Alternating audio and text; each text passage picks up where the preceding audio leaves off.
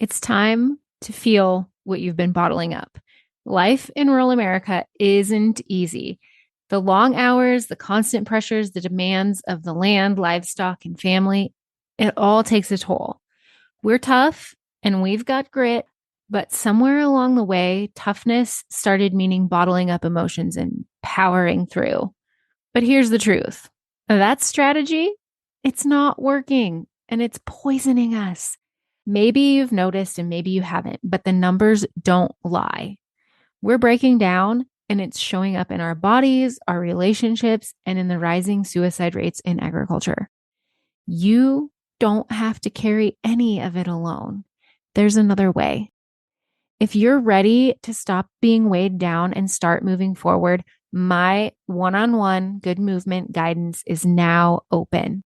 Visit the link in the show notes to learn more and see if one-on-one guidance could be for you.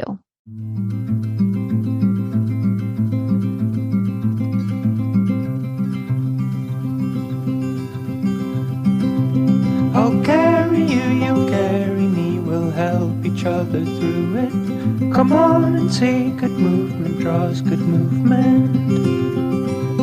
Welcome to Good Movement Draws Good Movement, the podcast where farmers, ranchers, and rural folks can grow relationally through awareness, understanding, and effective communication. Hey, it's T. I'm your host, and I, along with my guests, will be covering topics related to drawing good movement. Things like self and social awareness, brain science, positive psychology, extending grace, and so much more.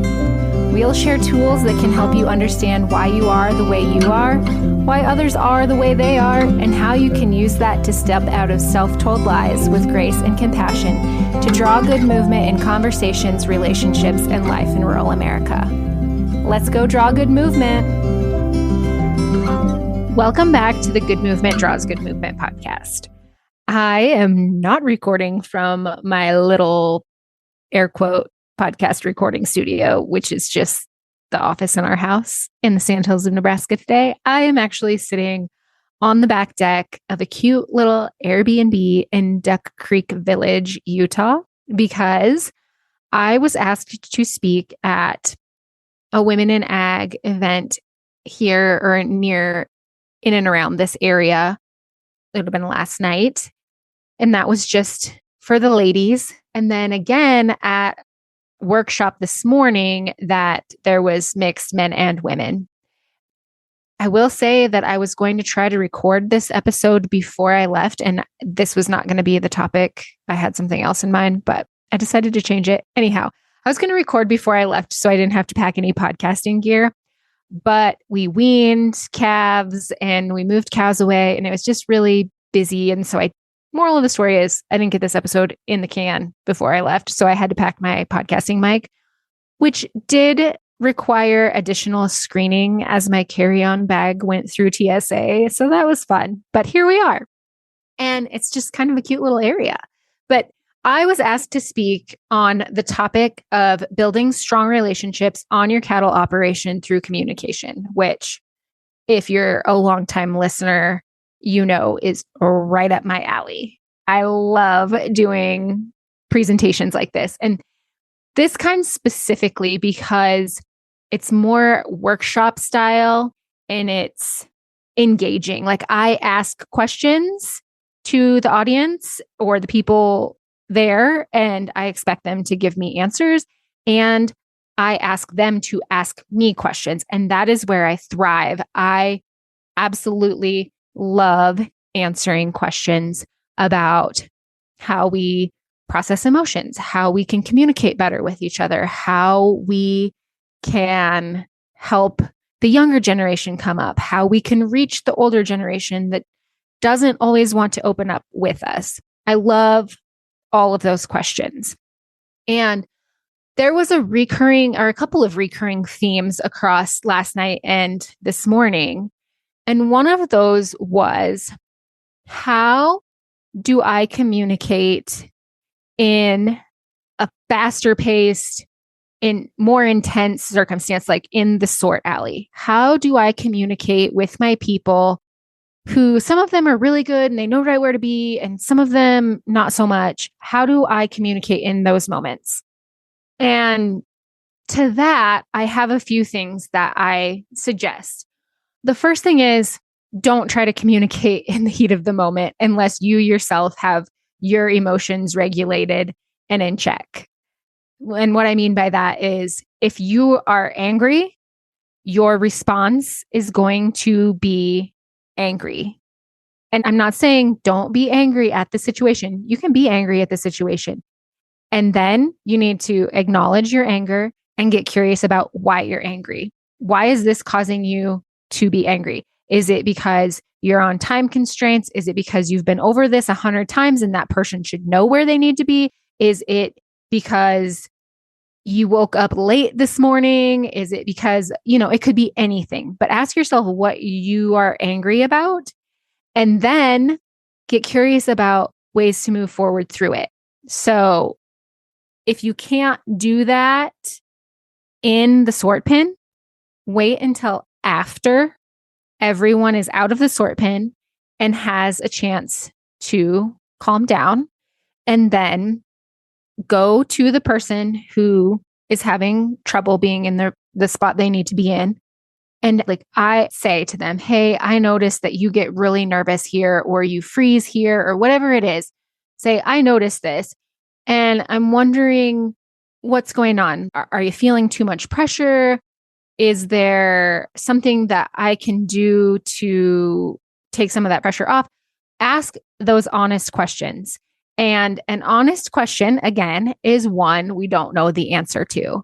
I actually had a gal come up to me after this morning's talk and she said, I'm really glad that you talked about honest questions and what they actually are, because when I go into my herd to move them, I see the situation, I see where they're at, I know where I need them to go, and I do the things that I need to do in order to get them to go in the direction towards the pasture they need to be in.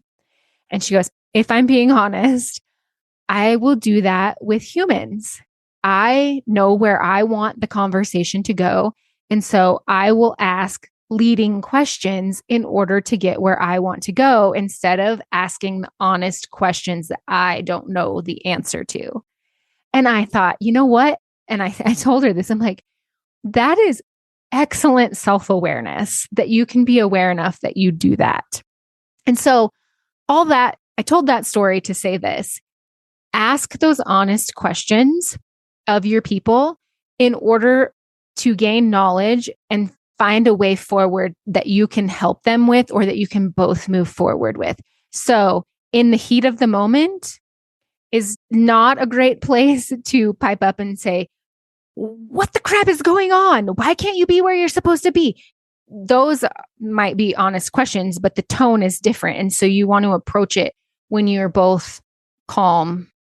It's not a hot moment, because if you approach it heated, then that person, this is very specific to the sort alley, but you can apply it to other things. But that person who's already nervous in the sort alley is not going to be less nervous when that's the approach, when they're feeling the heat. They're already feeling the pressure, and then you add heat to it. That's not going to help you out. And so take a step back, take a breath, get curious about what you're feeling and how you can proceed forward. And then when you do approach that person, make sure that you're validating them and asking them what is going on. Like, can they tell you what makes them feel pressure there? And then how you can help, or something similar. And since I mentioned it, I want to talk a little bit about validation. And we talked about validation this morning. And I have a slide with some examples of how you can validate people. For example, I see that you are angry, nervous, whatever it is, fill in the blank, whatever you see. I hear in your tone of voice that you are fill in the blank on whatever you see. Or if you're not really picking up on specifically what it is, you can say, I see or hear that something is not right. Or I see that you're not yourself right now. I want to help. Can you tell me more about what's going on? And I asked the crowd today, do some of these seem soft to you? And of course, we had hands in the air and nodding of heads. And then I just pointed out, soft does not mean weak. If Charmin can be soft and strong, so can we. And I mean that. Soft does not mean weak. We can be soft and strong. And people want to be seen and heard, whether they're able or know that that's what they need. Everyone needs to be seen and heard, wants to be seen and heard.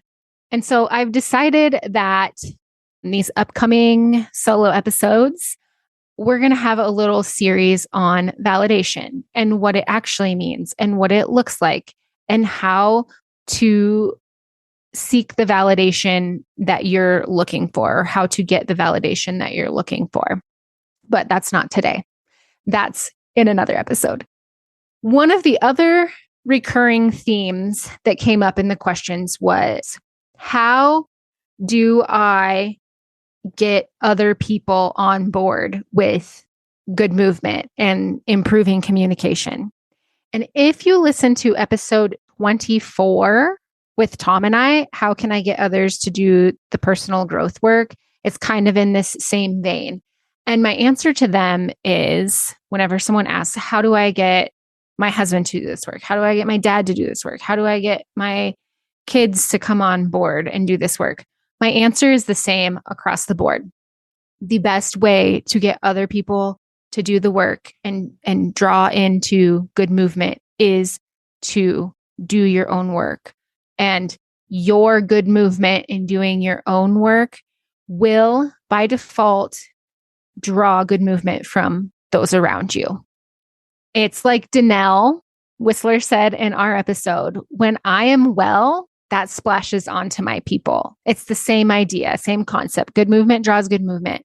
And so if you're doing your own work, people are going to notice the difference in how you are handling your emotions, how you are communicating.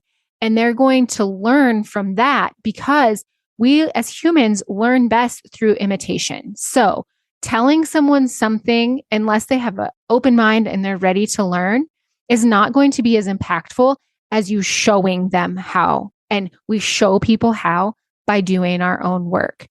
I also tell the story of how Tom got on board with doing the inner work and personal growth and stuff like that. And I tried to push him. And in episode 24, if you listen to that, you hear this story too, but I tried to push him.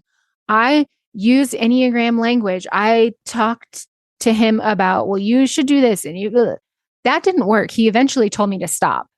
And I did, but I kept doing my own work and using what I was learning about myself and about other people in our interactions.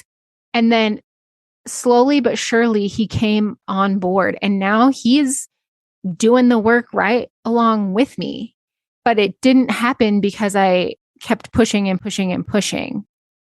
Another thing I say is that this is a slow burn. It's not going to just ignite into these flames very fast. It's a slow burn. But you know what cooks the best burgers and the best steaks is a slow burn, not a big fat flame. So if you're getting discouraged, I want you to remember that it's a slow burn. And the best way to get your people into this good movement and improved communication is to keep doing your work. Also, this is a shameless plug. If you would like me to come speak to your group or on your family operation, or if you don't have a family operation, but you have a team of people you work with and you would like me to come in and give you some more tips and tools for drawing good movement and improved communication, please, please, please reach out to me. You can either shoot me a DM on Instagram or send me an email at Taryn@tarrandreeling.com. That was kind of confusing, but no worries. Everything is in the show notes for you. And with that, until next time, draw good movement.